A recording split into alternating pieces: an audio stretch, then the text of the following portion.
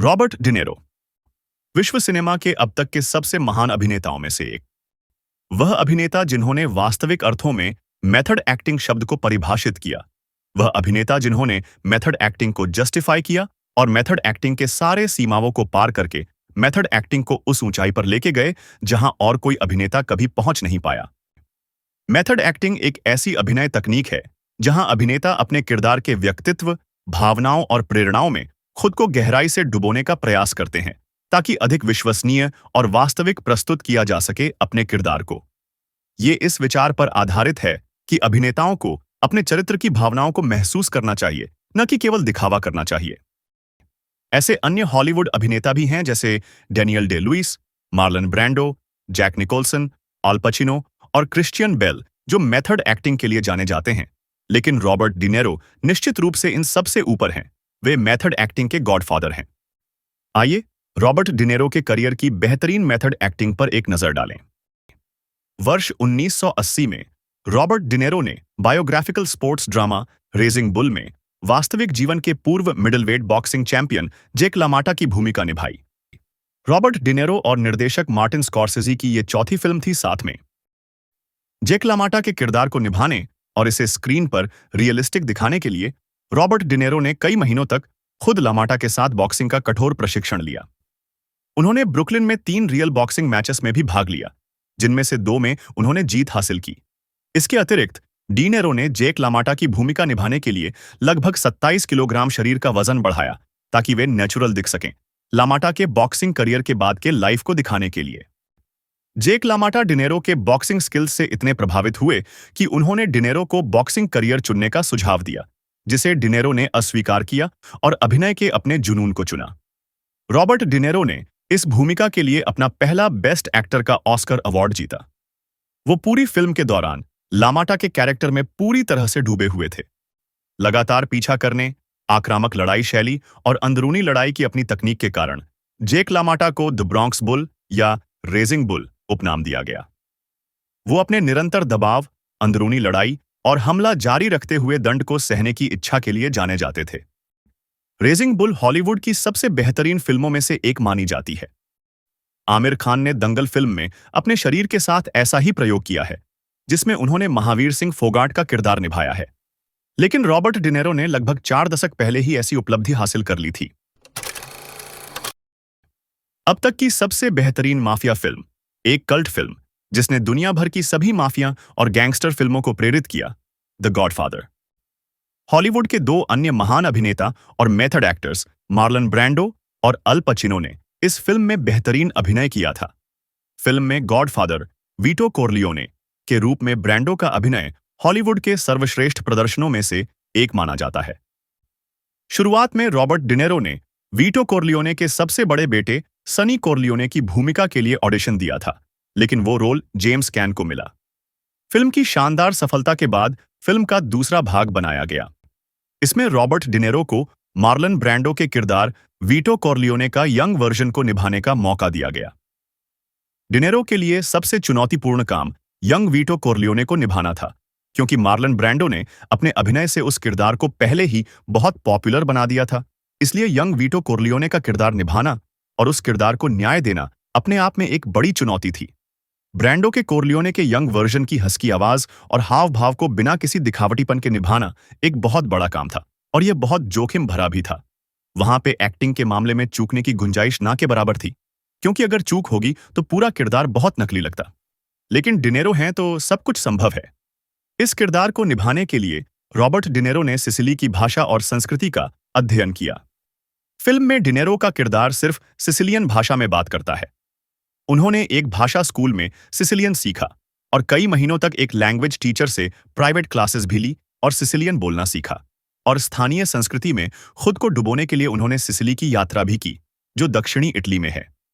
उन्होंने Marlon Brando के हाव भाव और व्यवहार का भी बारीकी से अध्ययन किया, ताकि वे ब्रैंडो के किरदार के साथ एकरूपता बनाए रख सकें।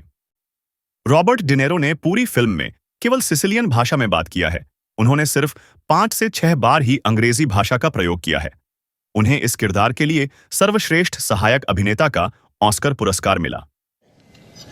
Eh sì, ma io conosco lui Casino Rioco e un girone non niente a Fanucci. Cui? De Jordan Greek da Segunda Avenue, Frank Pignataro, un T5 strade e un girone non nende a Fanucci. Qui giù. Lasciati fare a me. I take everything. Sei sicuro che chi suavi per la moga? Io penso di sì. What's your name?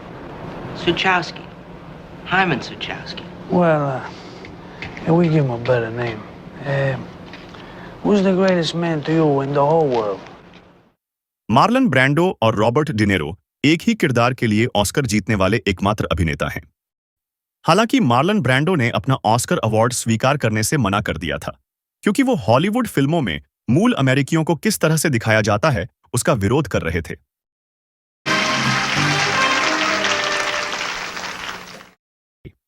De Niro ने पूरी दुनिया को दिखाया कि एक सच्चे कलाकार के लिए भाषा की कोई बाधा नहीं होती।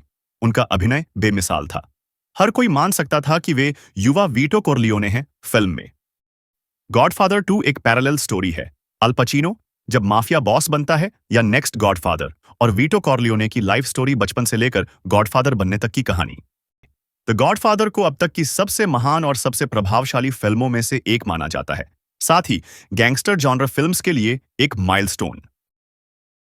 रॉबर्ट डिनेरो की मेथड एक्टिंग का एक और उदाहरण है फिल्म टैक्सी ड्राइवर, जहां उन्होंने एक टैक्सी ड्राइवर की भूमिका निभाई, जो एक पूर्व मरीन और वियतनाम वेटरन है, जो न्यूयॉर्क शहर में टैक्सी ड्राइवर के रूप में काम करते हैं।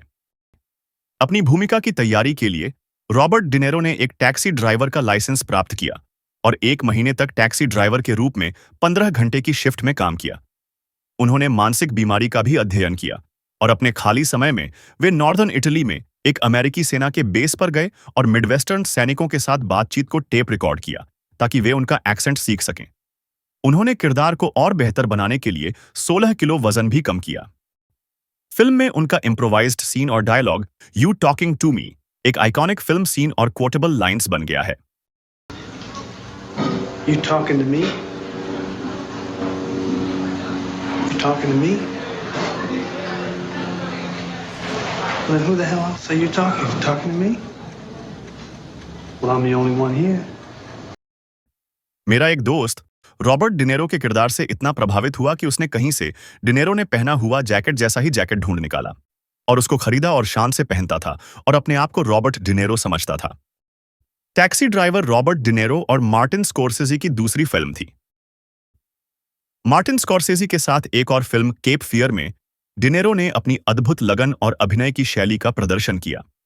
इस फिल्म में रॉबर्ट डिनेरो मैक्स कैडी की भूमिका में है, जो एक हिंसक बलात्कारी है जो उस वकील से बदला लेना चाहता है जिसने उसे सजा दिलाया था। खुद को अधिक डरावना दिखाने के लिए डिनेरो ने अत्यधिक कसरत की और एक मस्क्यूलर फिजिक बनाया। दर्शकों को अपने खतरनाक व्यवहार के बारे में सही तरह से समझाने के लिए डिनेरो ने प्रोस्थेटिक्स का उपयोग करने के बजाय अपने दांतों को नुकीला करने के लिए एक डेंटिस्ट को उस टाइम के लगभग 2 लाख रुपए दिया। और फिल्म प्रोडक्शन खत्म होने के बाद उन्होंने अपने दांतों को फिर से नॉर्मल बनाने के लिए तब के लगभग 4 लाख रुपए खर्च किए। डिनेरो ने जिस तरह से एक्टिंग की है फिल्म में, ये अब तक के सबसे डरावने साइकोपैथ कैरेक्टर्स में से एक है। रॉबर्ट डिनेरो का एक और उल्लेखनीय काम है अवेकनिंग्स, जो 1990 की एक बायोग्राफिकल ड्रामा है जो ऑलिवर सैक्स के 1973 के नॉन फिक्शन संस्मरण अवेकनिंग पर आधारित है। डिनेरो ने एन्सेफेलाइटिस लेथर्जिका या नींद की बीमारी से पीड़ित एक मरीज का किरदार निभाया है इस फिल्म में। अपने किरदार को तैयार करने के लिए डिनेरो ने एक वास्तविक अस्पताल में काफी समय बिताया, जहां उन्होंने एन्सेफेलाइटिस लेथर्जिका महामारी से बचे मरीजों के व्यवहार और आदतों का अध्ययन किया। उन्होंने अपने किरदार के बोलने और चलने के तरीके को बारीकी से ऑब्जर्व किया, जो बीमारी के प्रभाव को दर्शाने के लिए महत्वपूर्ण थे। ये फिल्म डॉक्टर ऑलिवर सैक्स के उन मरीजों के साथ काम करने की सच्ची कहानी पर आधारित थी जो सालों से कैटेटोनिक अवस्था में थे, और डिनेरो ने इस कंडीशन के मेडिकल ट्रीटमेंट को समझने के लिए सैक्स के काम पर रिसर्च भी किया। डिनेरो ने लियोनार्ड लोव के किरदार की भावनात्मक गहराई को व्यक्त करने का काम किया, जो दशकों से कैटेटोनिक अवस्था में था और आखिरकार होश में आया। डिनेरो का किरदार और फिल्म दिल को छू लेने वाली है। बहुत बेहतरीन फिल्म और अभिनय। रॉबर्ट डिनेरो के अन्य उल्लेखनीय मेथड एक्टिंग काम। डिनेरो ने न्यूयॉर्क में एक जैज सैक्सोफोनिस्ट की भूमिका निभाई। उन्होंने भूमिका की तैयारी के लिए 3 महीने तक सैक्सोफोन बजाना सीखा। हालांकि आखिर में जॉर्जी ऑल्ड द्वारा पोस्ट प्रोडक्शन में डब किया गया। डिनेरो के सैक्सोफोन स्किल्स बहुत नेचुरल और ऑथेंटिक लगता है, न कि एक अभिनेता जो रैंडम सैक्सोफोन कीज दबाता है।